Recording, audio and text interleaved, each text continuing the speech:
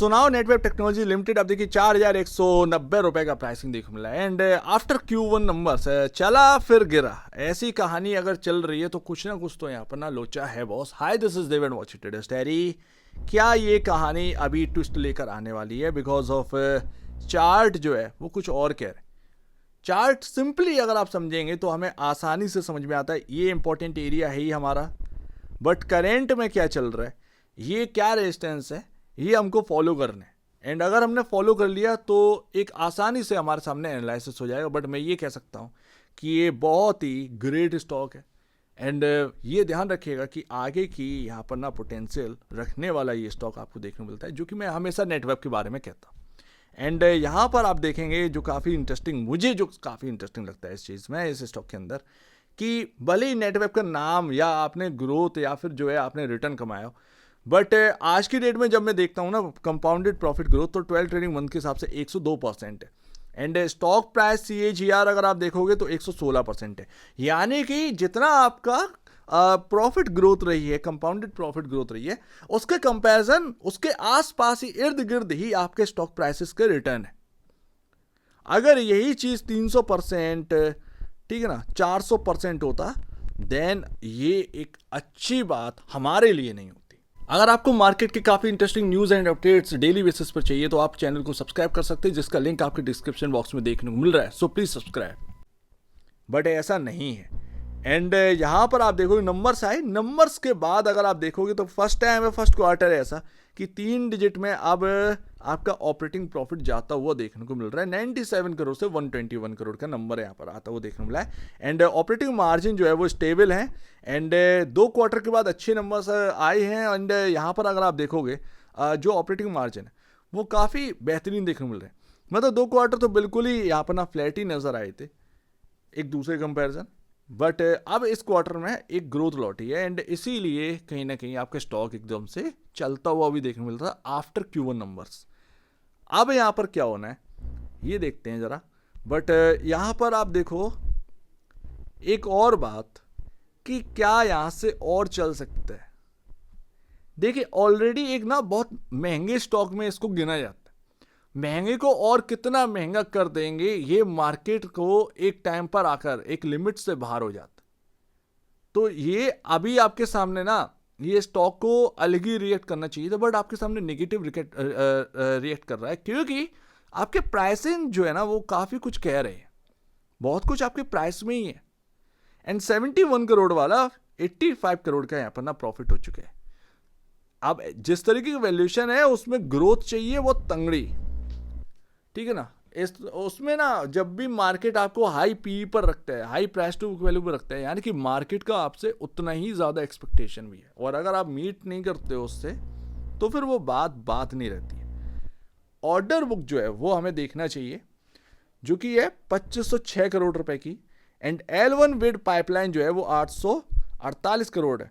But total pipeline opportunity जो है वो 10,410 करोड़ रुपए की है।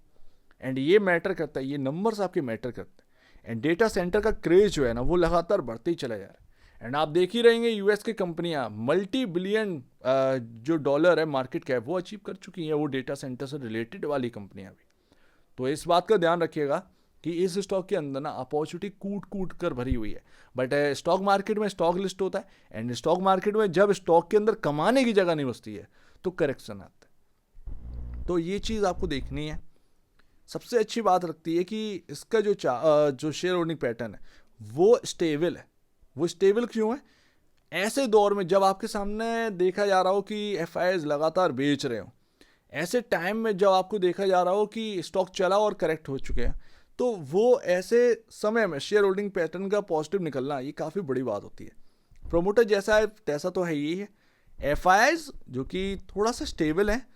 एंड DIs अगर आप देखेंगे तो यहाँ पर ना बढ़ते हुए नजर आए। एंड सबसे अच्छी बात ये रिटेल कम होता हुआ नजर आया। तो रिटेल जो कम होता हुआ नजर आया यही काफ़ी इंपॉर्टेंट बात है इस स्टॉक के लिए। यानी कि मुझे ना इस शेयर होल्डिंग पैटर्न से एक बात तो समझ में आ रही है कि भले ही अभी कितना भी वॉलिटिलिटी चल रही हो, बट आगे ये कंपनी का पोटेंशियल जो है वो जारी रहने वाला है। आगे अपॉर्चुनिटी जो है वो इस स्टॉक के अंदर जारी रहने वाली है। ध्यान रखिएगा, हर वो करेक्शन जो इस स्टॉक में आएगा वो एक अपॉर्चुनिटी ही लेकर आएगा। मैं BSE में भी यही कहता हूँ। मैं नेटवेब के अंदर भी यही कहता हूँ। तो ये ध्यान रखिएगा। फिलहाल आपका 24,165 करोड़ का मार्केट कैप है। अब ये ना बात पकड़ने वाली है। जिस तरीके के नंबर्स हैं उस तरीके की मार्केट कैप आप देखो, क्या ये मार्केट कैप उस नंबर के हिसाब से कुछ ज़्यादा नहीं लग रहा? ये थोड़ा सा आपके जहन में होना चाहिए। तो अगर ये और बढ़ेगा स्टॉक, या तो जाहिर सी बात है इसमें मार्केट कैप भी बढ़ रहा होगा। अगर वो मार्केट कैप बढ़ेगा तो जाहिर सी बात है वैल्यूएशन भी बढ़ ही रही है, जाहिर सी बात है। तो ये पहले से ही महंगा है, ये और एक्सपेंसिव होता चला जा रहा है। देन जगह आपके लिए कम रहेगी कमाने के लिए, एंड ऐसे में डर रहेगा एक करेक्शन का। तो ये ध्यान रखिएगा, और चलना यानी कि आपकी वैल्यू का और बढ़ना, जो कि महंगे में ही गिनी जाएगी, सस्ते में नहीं गिनी जाएगी। जितना है वो ऑलरेडी काफ़ी महंगे ही है। फिलहाल 92.71 का पी रेशियो अगेंस्ट 67.73 के, एंड आज की करेक्शन के बाद हल्का हुआ, बस price to book value still 30 time, 30 गुना आपका प्राइस टू बुक वैल्यू है। तो ये ध्यान रखिएगा।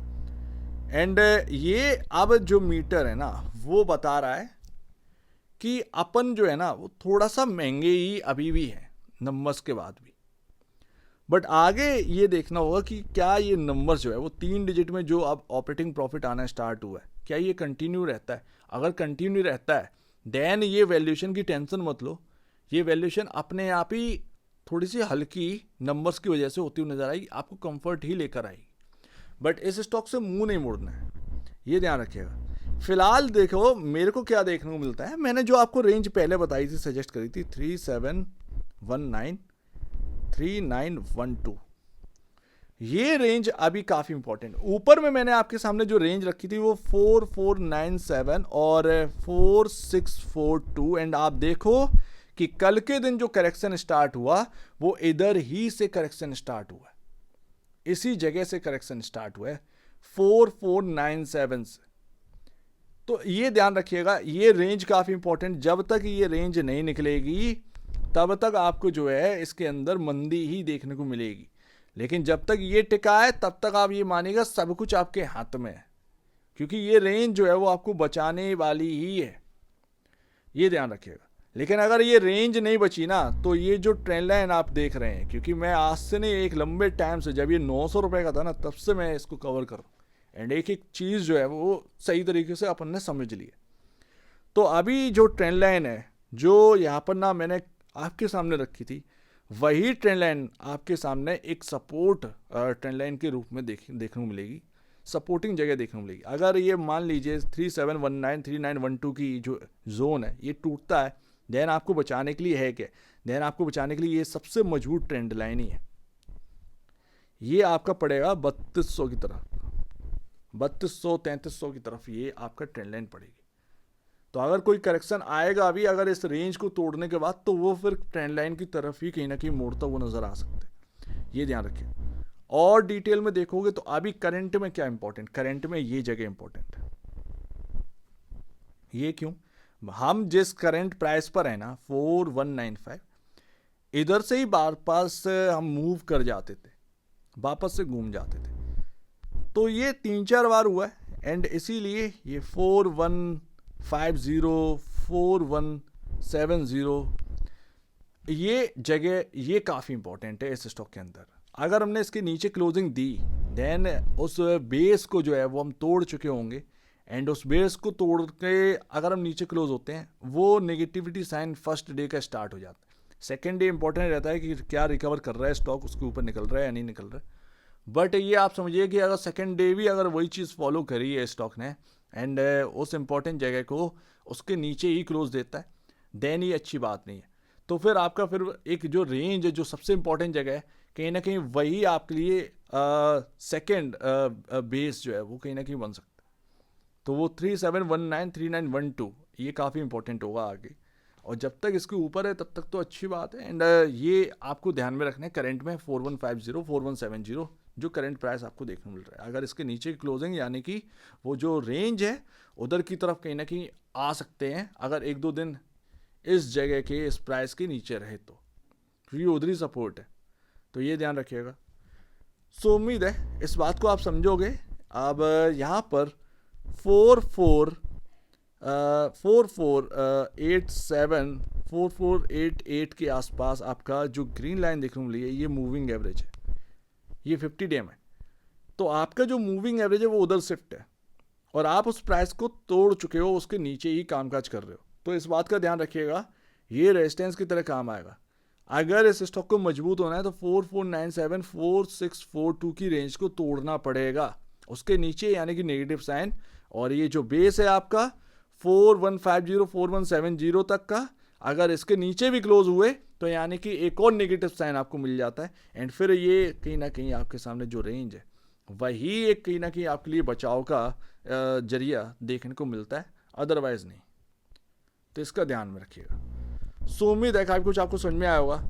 मैं बस एक ही बात कह सकता हूँ कि अगर इस स्टॉक के अंदर कोई फर्दर करेक्शन आता है तो फिर एक बड़ी बाइंग अपॉर्चुनिटी ही लेकर आएगा, क्योंकि एक जगह भी तो चाहिए होती है कमाने की, एंड स्टॉक के अंदर कहीं ना कहीं वो जगह कमाने की बची नहीं है। एंड जब भी मार्केट ये देखता है तो या तो स्टॉक जो है पॉज हो जाएगा, इन क्वार्टरली नंबर्स का वेट करेगा, कंसोलिडेट करेगा एक ही जगह पर, और वो जाहिर सी बात है वो आपका कंसोलिडेट होना ही है। वो इसीलिए क्योंकि नीचे बहुत सपोर्ट है, वो नीचे ट्रेंड लाइन भी है आपका, फिर रेंज भी है, तो ये सारी चीज़ें जो है वो आपको सपोर्ट ही कर रही। तो कहीं ना कहीं या तो कंसोलिडेशन होगा इस स्टॉक के अंदर या फिर करेक्शन, प्राइस करेक्शन हो सकते हैं। और अगर ये नीचे के सपोर्ट्स बचे रहे एंड उसके ऊपर टिके रहे, देन कहीं ना कहीं फर्दर रैली जो है वो स्टार्ट हो सकती है नेटवेब के अंदर। बट वो हमको विजिबल होगी अगर ये रेंजेस जो हम लोग बात कर रहे हैं चार्ट पर, ये अगर तोड़ दे तो। सो लेट्स सी नेटवेब के अंदर क्या होने वाला है, वो आने वाले दिनों में आपको अच्छे से समझ में आ जाएगा। बट आपके सामने ये जो पॉइंट्स हैं इनको आप एनालाइज करिए, एंड भूलिएगा नहीं, ये काफ़ी इंपॉर्टेंट कुछ पॉइंट यहाँ से उठाइए और आपका एनालाइज जो है आप करिएगा, एंड उसको फॉलो करिएगा, ज़्यादा बेहतर। सो उम्मीद है काफ़ी कुछ आपको समझ में आया होगा। एक बार निवेश से पहले आप बेचने से पहले अपने ब्रोकर एडवाइस से जरूर सलाह लीजिएगा। खुद की स्टडी करेगा, उससे बेहतर कुछ भी नहीं, खुद की स्टडी मस्ट है। तो आप दीजिए, वीडियो देखिए, बहुत धन्यवाद।